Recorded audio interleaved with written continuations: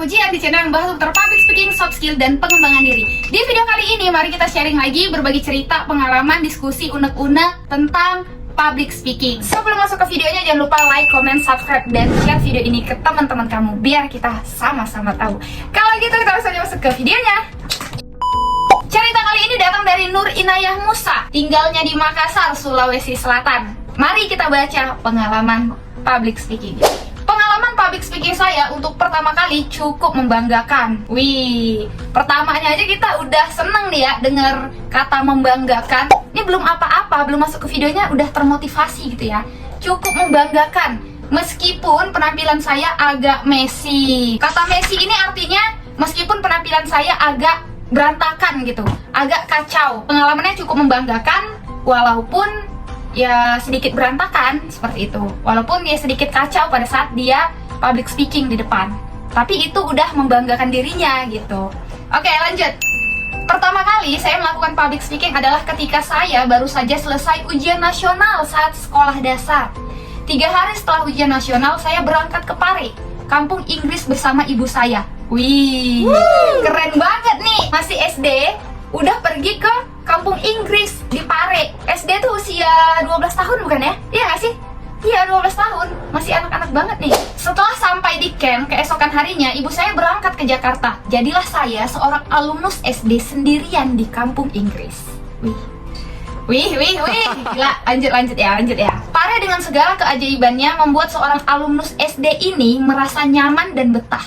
Orang-orang di camp saya sangat ramah. Hampir semua menganggap saya sebagai adik kecilnya. Karena dari seluruh penghuni camp, saya yang paling muda. Yang paling muda, bukan yang paling mudah. Dan akhirnya, tibalah masa saya harus maju untuk public speaking. Public speaking di camp saya harus diikuti setiap peserta. Karena saya hanya tinggal 1 bulan, saya ikut public speaking di minggu ketiga. Oke, lanjut. Bagaimana rasanya ikut public speaking dengan sebagai alumnus SD? Bagaimana rasanya? Tanda tanya nih. Kita nggak tahu dong kak rasanya apa. Kan yang rasain kakak gitu ya. Lanjut. Jika dibandingkan dengan speaker lain yang rata-rata anak kuliahan, tentu judge bisa melihat perbedaannya. Tapi satu yang membuat saya setidaknya bangga dengan diri saya. Karena waktu itu Mom Indah sebagai pemilik camp sekaligus pemilik tempat kursus mengatakan bahwa saya mampu memecahkan sebuah box besar yang berisi ketakutan. Bener banget. Jadi ya, di dalam kelas itu kita ada 30 atau 40 orang. Nah, ketika ditanya oleh guru atau mentor atau pembimbing atau dosen, siapa yang berani maju ke depan untuk jelasin, atau siapa yang mau jelasin maju ke depan, itu hanya ada beberapa orang anak yang berani untuk tampil, yang berani untuk maju. Mungkin 1-2 orang. Karena apa? Karena di antara 40 siswa yang ada, itu semuanya pada takut. Hanya 1-2 orang yang berani melawan rasa takutnya. Jadi sebenarnya public speaking ini bukan hal yang sepele. Karena sebenarnya ketika kita berpublic speaking di depan, itu kita adalah seorang pemimpin. Jadi untuk menjadi seorang pemimpin itu nggak bisa semua orang. Emang hanya ada 1 dan 2. Nah jadi buat aku nih, saran nih sama kalian, please belajarlah public speaking. Aku sebenarnya ya, kalau udah baca hal-hal yang menakjubkan seperti ini ya, menurut aku ini hal-hal yang gak biasa, hal-hal yang gak sepele. Jadi ketika aku baca, aku kayak merasa wah kayak gitu, kayak keren banget gitu loh. Kayak kata-katanya itu memotivasi banget gitu. Jadi aku tuh bingung untuk mau nambahin kalimat apa lagi sama kalian. Jadi intinya kalian ikutin aja deh ini. Bener, ketika kalian udah berani untuk ngomong di depan teman-teman kalian, di depan kelas aja deh, itu artinya kalian sudah memecahkan box besar yang bernama ketakutan. Ini dia. Ya meskipun jauh dari kata sempurna, public speaking itu adalah batu loncatan saya menjadi pribadi yang lebih percaya diri selama saya yakin saya mampu berusaha memberikan yang terbaik. Keren banget. Semoga dari cerita ini kita semakin termotivasi ya untuk tetap berani maju dan tampil di depan. Ada satu cerita lagi yang memotivasi aku. Dan cerita ini sama-sama pengalaman dari sekolah dasar. Mari kita baca ceritanya. Dari sini Sophia Amira. Pertama kali public speaking itu waktu ujian praktik bahasa Indonesia di sekolah dasar. Nah, sekolah dasar juga kan? Harus pidato di lapangan upacara pakai mikrofon pula. Ya meskipun yang jadi audiens adalah teman-teman sekelas saya sendiri, tapi rasa gugup itu pasti ada. Bukan pasti ada sih, tapi ada banget. Iya bener, rasa gugup itu akan selalu ada ya, akan selalu ada. Ketika kita udah jago aja, rasa gugup ini nggak bisa hilang. Gimana kita yang masih baru belajar, ya gugup banget pastinya. Saya sampai ngulang-ngulang ucapan salam waktu itu. Ngulang-ngulang ucapan salam, malu banget nggak sih itu? Assalamualaikum, assalamualaikum, kayak gitu ya. Atau selamat pagi. Ngomong selamat pagi aja gagok-gagok gitu ya. Aduh, rasanya nih malu banget, sumpah ngebayanginnya. Lanjut. Apalagi suara saya jadi aneh kalau bicara menggunakan mikrofon. Buat yang pertama kali ngomong di mikrofon, pasti kamu akan ngerasa suara kamu beda dari biasanya. Ya karena kamu baru pertama kali nyoba hal itu. Tapi percaya deh, ketika kamu terus-terusan melakukannya, ketika kamu terus mengulang-ulang ngomong di depan banyak orang pakai mikrofon, maka kamu akan percaya diri setelah itu. Untuk pertama kamu akan merasakan aneh karena kamu mendengar perbedaan suara kamu jadi berubah gitu. Kayak pakai autotune, karena kan kalau mic itu kan suara kita kayak jadi bagus gitu ya, kayak jadi merdu gitu ya.